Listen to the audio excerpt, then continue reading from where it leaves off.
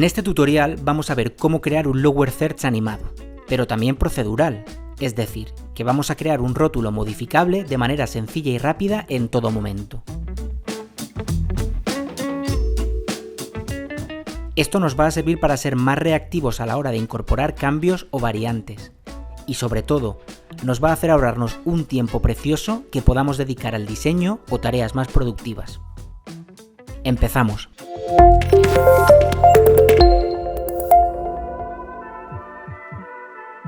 Voy a activar las reglas porque lo primero que hay que hacer es crearse un diseño base, tener una idea del aspecto que queremos que tenga el rótulo.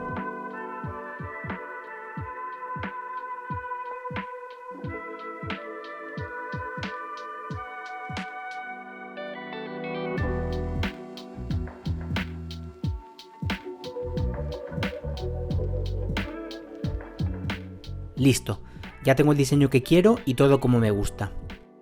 Voy a renombrar las capas, importante para evitarnos líos y dolores de cabeza. Ahora solo tengo 4 capas, pero cuando tienes un proyecto con 200, la cosa cambia. Así que tener el hábito de renombrar las capas es importante. Venga, hecho esto, podemos empezar a sacar problemas. Por ejemplo, si cambio el nombre a Paco García, a ver si soy capaz de escribirlo bien. Cambio el nombre y veo que la sobrelínea que he puesto ya no tiene la longitud adecuada. Entonces tengo también que ajustarla. Y al ajustarla veo que se me desplaza porque el punto de anclaje no es el adecuado. Y luego, por lo que sea, me llama el cliente, me dice que ya no es Paco García, sino que hay que escribir Don Paco, con lo cual vuelta a empezar. Y al final todo esto se traduce en mucho tiempo perdido y en estar limitados con cualquier mínima modificación. Por eso vamos a ver cómo podemos configurar nuestros elementos para poder modificar las palabras en cualquier momento y que las líneas y recuadros correspondientes se ajusten automáticamente. Voy a empezar con el cuadro rojo inferior. Esto es una shape, una forma. Lo primero que yo hago es asegurarme de que las transformaciones del menú interior están a 0. Ahora paso a desplazar el punto de anclaje al lado izquierdo y muevo también el punto de anclaje de la capa de texto de referencia. Hecho esto, puedo copiar la posición de la capa de texto a la capa de forma y ambas me quedarán alineadas por el lado izquierdo. Ahora es cuando viene la clave de todo el proceso, que es la expresión sourceRectAtTime. Sí, es una expresión y a todos nos pasa lo mismo con las expresiones en After. Se nos nubla un poco la vista. Pero en realidad es lo único que hay que recordar de todo este proceso, esta expresión. Y ni siquiera hay que recordar el nombre entero, porque el autocompletado de After Effects nos escribe la expresión. Así que basta con acordarse de las primeras letras. Explicado esto, vamos a ir por partes y poco a poco.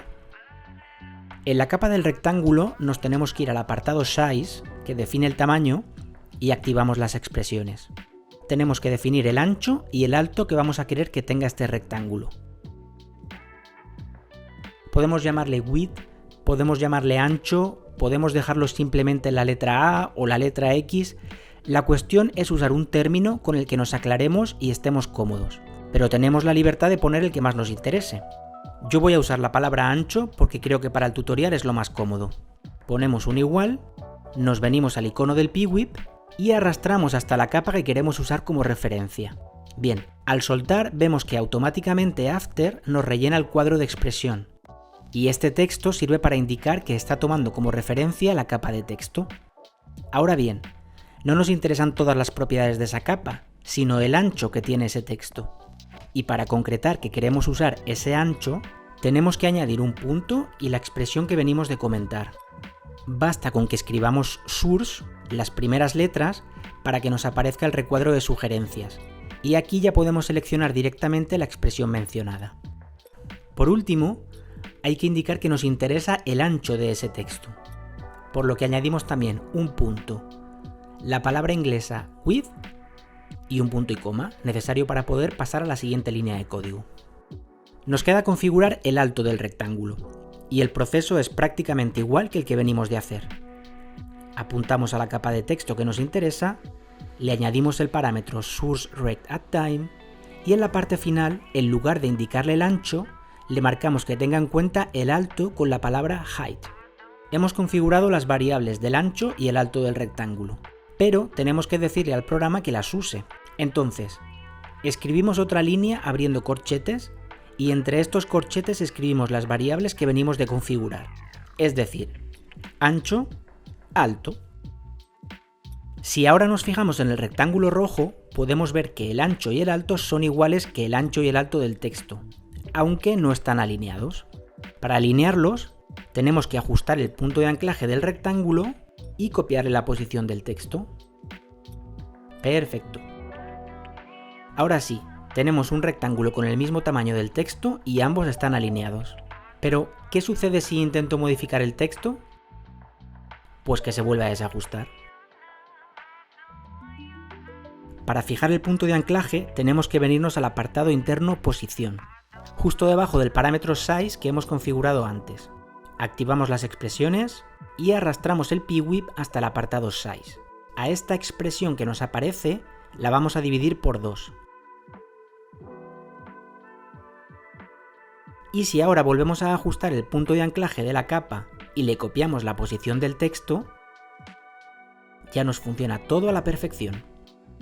Podemos modificar el texto como queramos y el rectángulo rojo va a mantener la posición y el tamaño adecuados. Pero si te das cuenta, ahora mismo no tenemos nada de margen entre el texto y el rectángulo rojo, lo que da una sensación bastante fea. En el diseño inicial teníamos un pequeño margen por arriba y los laterales, que creo que es más estético y que además deja respirar al texto. Vamos pues a incorporar esos márgenes. Tenemos que volver a los apartados que ya hemos configurado. Y en Size podemos añadir los márgenes poniendo un signo más y la cantidad que nos interese. Por ejemplo, en el ancho me vengo al final, justo antes del punto y coma, y añado más y 50. Vemos que nos añade un margen lateral al final de la frase. Y para el alto voy a añadirle 30. Vale, ya tenemos los márgenes, aunque el problema es que nos los añade al final, cuando lo que nos interesa es que el texto esté centrado y los márgenes sean iguales por todos los costados. Tenemos que venirnos al apartado de posición y retocar la expresión que habíamos creado. Vamos a crear dos variables, una para el ancho y otra para el alto. En el ancho relacionamos con el parámetro del ancho. Dividimos entre 2 y le vamos a restar la mitad del margen lateral que hemos puesto, es decir, 25. Y para el alto, más de lo mismo. Relacionamos parámetros, dividimos entre 2 y le restamos la mitad del margen de altura, es decir, 15. Como hemos creado dos variables, tenemos que volver a usar los corchetes, especificarlas y listo.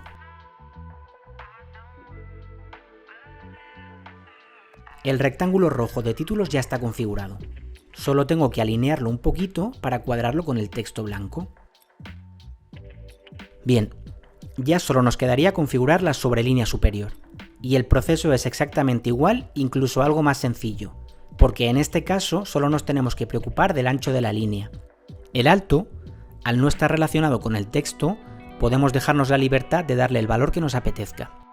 Vamos a empezar por el apartado Size.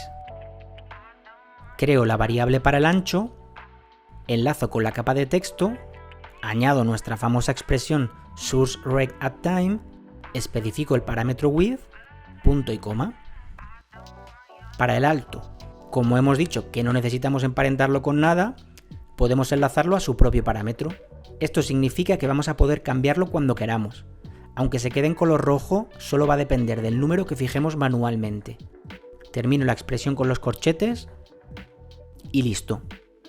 Ahora toca reajustar el punto de anclaje. Me voy a asegurar que tengo las transformaciones limpias, que veo que no las tenía, así que las voy a dejar a 0. Ahora sí, punto de anclaje, copio la posición y ya tengo la sobrelínea donde me interesa. Solo tengo que configurar la posición en altura, que la hemos dejado libre. Y voy a ajustar el grosor alto de la línea para que sea un pelín más fino. Ahora lo que nos va a pasar es, como nos ha pasado antes, en cuanto modifique el texto, la sobrelínea se va a descuadrar. Así que vamos a configurar la posición para que no suceda esto. El ancho, enlazo al parámetro en Size y lo divido entre 2. El alto, Como lo quiero dejar libre, enlazo a su propio parámetro y podré modificarlo a voluntad. Termino la expresión con los corchetes, recoloco punto de anclaje y posición y listo, ya lo tenemos todo configurado.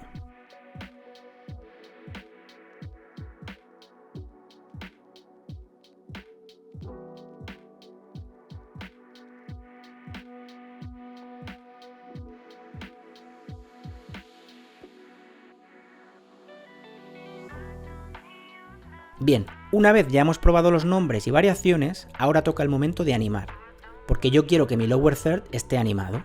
Y es tan fácil como venirme al apartado de efectos, buscar Machine y arrastrarlo hasta el nombre principal. Este efecto nos incorpora automáticamente la aparición del texto, pero con los keyframes muy separados. Voy a acercarlos un poco y voy a tocar la curva de animación.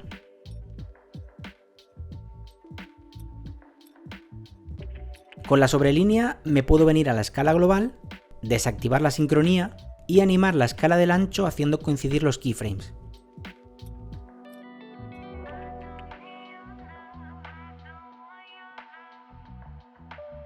¿Que nos llama el cliente o el responsable y nos dice que no era Perico Jiménez sino Don Perico? Pues modificamos el texto en un par de segundos y vemos que la animación se mantiene y nada se descuadra.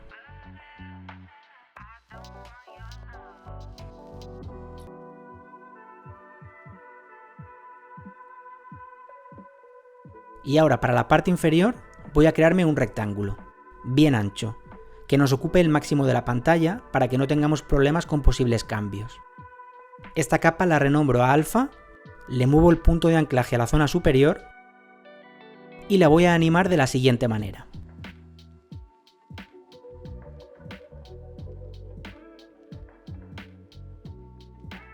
Esta capa me la voy a traer justo encima de las dos inferiores. Y si la configuro en modo Stencil Alpha, hago que funcione como alfa de todo lo que tenga debajo. Es decir, nos va a funcionar como alfa del recuadro rojo y su texto y nos va a proporcionar el efecto de desplegado. Perfecto. Ahora sí que sí, tenemos todo configurado y podemos hacer los cambios de nombre y texto que nos apetezca. Solo vamos a tardar unos segundos y la animación se va a mantener sin desfases.